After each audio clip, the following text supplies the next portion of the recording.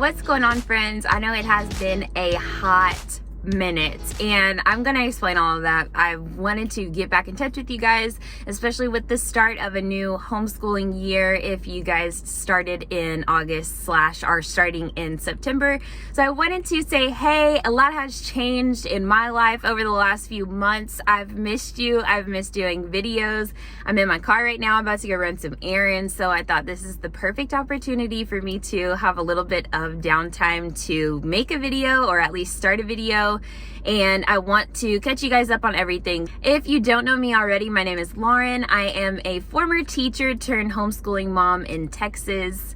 I was an elementary teacher for about 5 years, and then I transferred over to homeschooling whenever 2020 rolled around, and we've been doing that ever since. And now I help create homeschool lesson plans, anything that I can to help other families homeschool. I know that it is becoming more and more common, but that doesn't mean that it is any less intimidating for those of you who are just jumping into it, or honestly, even for me, who's a seasoned educator. Homeschooling is just a different world, so I completely understand. But my main focus of my channel is to help you guys see a realistic view, not the social media view, not the cookie cutter, everything is perfect view. Although you may be always pushing for perfection and for, creating something that really works for your kids and is going to benefit them the best, having this goal or this idea that it's ever going to be completely perfect is completely unrealistic and made up. So I want to show you guys different ways, different ideas, and the reality of being able to homeschool, still making it effective, but having it be a realistic thing that fits into your life and your family's lives. I'm about to go pick up some lunch for my family. We are just kind of getting a break in our day, and that's usually when we round about lunch. We moved to a place where everything is not just right by us anymore, and so that's something that's been going on in the last few months.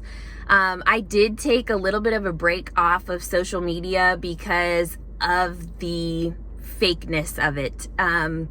I never want to feel like I'm chasing someone else's version of their channel or their account or whatever. And I did feel the pressure of trying to make things look a certain way or feel a certain way. And so I know that's my cue to back off a little bit and regroup. And with everything happening in our lives on the daily basis, it just was the perfect timing to really do that. And so although it's August and I think I haven't posted since like January, that is how long it has taken me to really feel comfortable in getting back around to sharing with you guys. And so we'll talk a little bit about that later. You'll notice that my backgrounds are going to be a little bit different. So I did want to address the fact that we are now in a different place, still in Texas, but definitely a different place for us. So like I was saying, I'm about to run out and go run some errands and all of that. And so that ends up taking like half of my day, but I wanted to chit chat with you guys and kind of get a feel for what everybody's been up to. If you're new here, what your plans are for homeschooling, what kind of pushed you to homeschooling. I really love to connect with you guys on a realistic basis. So that's what I try to share. And so I would love for you to do that with me as well and just really get into this community. Okay, this is our new homeschool supply closet and library. You might remember how I had everything in those two makeshift closet shelves in my old house. So to have everything in one spot here is amazing. For my own sanity, one of my biggest must-haves when it comes to homeschooling is organization. That way I know exactly where everything is, if we want to do a project or if we have something that requires extra materials, it's all in one spot. And I love being able to see everything supply wise in these clear buckets that I have up here. These are the same ones that I had at my old house, but I love being able to see it. That way I don't go to the store and buy something that we already have 30 of. Popsicle sticks, markers, crayons, all of those little tidbits. So having everything where I can see it not only encourages my son to use those things, but also helps me to make sure that I have what I need, I'm not buying any more, and then to kind of take inventory. If I am gonna make a run to the store, we know what we will need versus what we already have, or can make do with in some cases. All of these books, they're not really organized in a special way, I wouldn't say. I try to do like fiction and nonfiction with these bigger books, and then all of these are the chapter books that my son is now getting into. He has one book that he's working his way through like for enjoyment purposes, and then he can just come and switch them out, and then I will show you guys kind of what we've been working off of over the summer. But I do think that I want to continue with this. So if you are new here, or if you don't remember, because like I said, it's been a little while, we don't have a curriculum that we follow to the T. I create all of our resources, and we kind of have more of an eclectic style when it comes to homeschooling, where I pull bits and pieces and create bits and pieces that will compile a unit or go along with a theme that we're working toward or that I'm teaching him about. But over the summer, you guys know that a checklist works best for us, and then it kind of helps my son to keep track of his own schedule. I'm trying to help him become more independent and have a better idea of what he needs to be doing, like as far as his own little tasks, especially because he's at the age where 3rd grade is where he would be if he were in public school. Are you spying on me?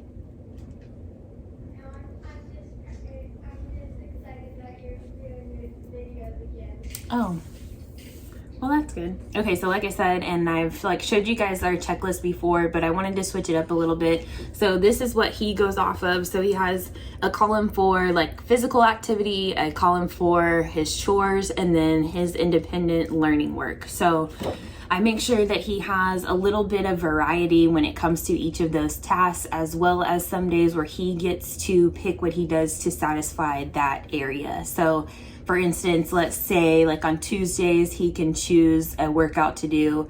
If you don't know already, YouTube has lots of fun kids workouts, not only the interactive ones where they're like dodging and jumping over different things and it almost looks like a video game, but they also have more detailed and involved workouts where they show what the workout looks like and give little helpful tidbits.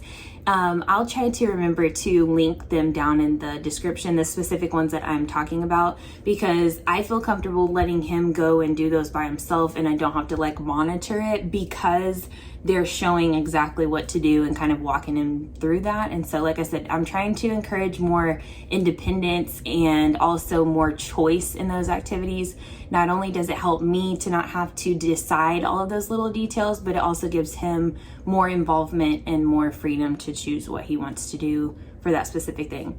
And like I always say, that is the whole goal of homeschooling, is to tailor it to what works for your kids and for your family. And that is what we found works best for us. And it also helps me to have a little bit more freedom to get done what I need to get done, work, stuff around the house, whatever it may be. I can get started on dinner while he does whatever for his checklist for that day. So I only have it mapped out Monday through Friday, but we have the agreement that anything that gets left behind, or if we don't get to it, we kind of touch base and have a discussion if it needs to be made up the next day, or if we can push it off until the weekend, or if we want to double up, or whatever it may be. So that's how we've been able to manage. We do year-round learning, so we didn't take like a full summer break. We kind of took a break more when we were moving, obviously, because it was just chaotic and everything was packed up for a while. So that was more of our break like in the spring. And so we didn't dedicate like even a few weeks or a month to that even. So we've continued with our learning and with our activities and all of that. This is just more something that we have come up with recently to help it all be in a full view and be a little bit more organized, even though we were already doing those things beforehand. I did want to share a quick little tidbit about if you are choosing books just from even the library, or if you have books already and you want to know if they're an appropriate level for your kids to be reading.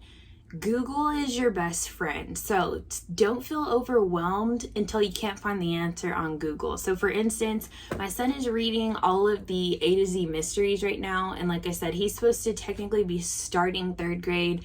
And these are like a middle to end of 3rd grade level. And I would have had no way of knowing that other than getting on Google, kind of doing a little bit of research.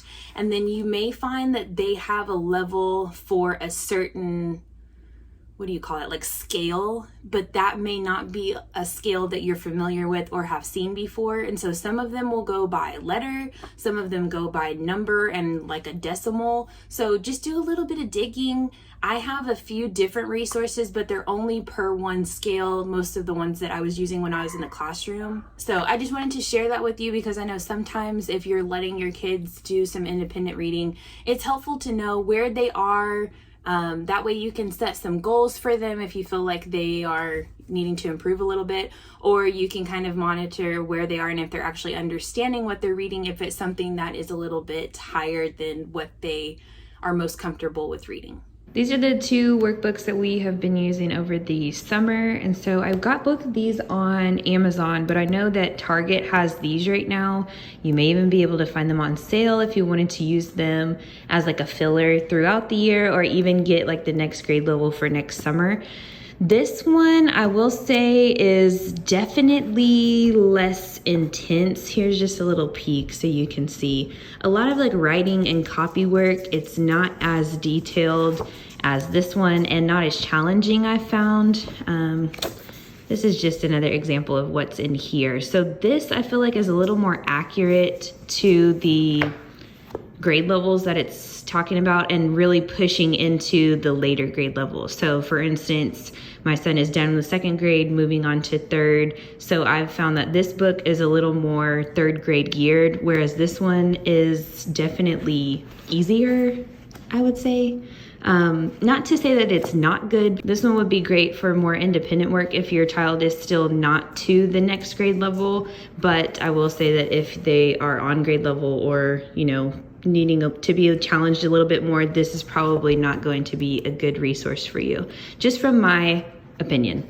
15 minutes a day, I liked that because I do feel like each of the pages are intense enough that it allows for some conversation, and even if they're doing it independently, it is going to take much more concentration than it would otherwise with some of the other workbooks that are out there. So let me just show you a few other activities. We, of course, did not finish this book, as you can see, but we are still working on it, and I do plan to still use it throughout the next couple of months, I would say. I wanted this video to be just to catch up, see what we've been up to, see what we're planning to do for the start of homeschool, but I also wanted to just get a chance to chat with you guys about kicking off another year. I know it seems odd to see other people, maybe even your friends that you have on social media, sending their kids back to school and getting all their supplies ready and having the meet the teacher night and da-da-da-da-da. Sometimes that can send... My son is on the game and he's talking incredibly loud, so sorry if you can hear that over me. It can almost seem like you're missing out, or maybe that your kids are missing out on something, but I just want to encourage you to keep in mind why you started homeschooling, why you chose to homeschool your kids, and don't let the pressure of everyone else's decisions weigh on what's best for your kids and best for your family. Sometimes being the odd one out or part of the group of few can seem intimidating or maybe even make you question things, but keep with it, don't be discouraged, and really lean on the fact that whatever you make of your homeschooling experience is going to be just right for your family and for your kids. With that being said, don't be afraid to take a break when you need it, change things up if you need to, or reach out to somebody and see how something has been implemented in their homeschooling day-to-day that you think might work for yours as well. There are lots of great examples out there as well as great non-examples, so just be fluid in it and don't be scared to switch things up, because that's what it's all about, finding exactly the right ingredients, the formula that's fit for you. But I plan to be back and to be back at it, probably not very frequently as I was before, but definitely more frequently than I have been making videos. Tell me what you guys want to see, what you're interested in, what I can chat about or help you with. I would be very excited to hear your ideas. But thank you for watching. As always, I appreciate your support, and I will see you in the next one.